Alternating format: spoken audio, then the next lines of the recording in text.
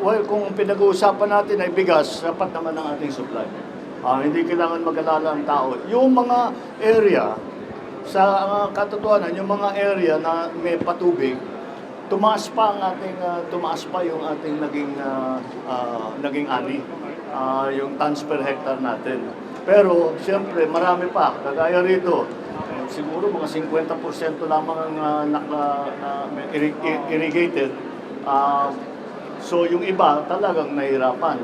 Dito sa Occidental Mindoro, meron ang calculation namin 1% lamang nung mga irrigated lands ang naapektuhan ng El Nino, na talagang kailangan ng tulong. Pero yung naiwan na hindi irrigated, ay yun talaga ang kailangan namin. Kaya pinapaspas namin yung paglagay ng solar pump at saka pati na yung dam na pinaplano ng NIA at para yung supply ng tubig mapalawak natin yung irrigable land.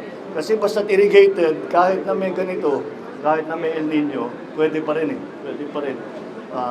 Tapos marami tayong dinadala na post-harvest facilities para imbis na ginigiling pa yung palay, malayo pang dinadala, kung saan pa dinadala.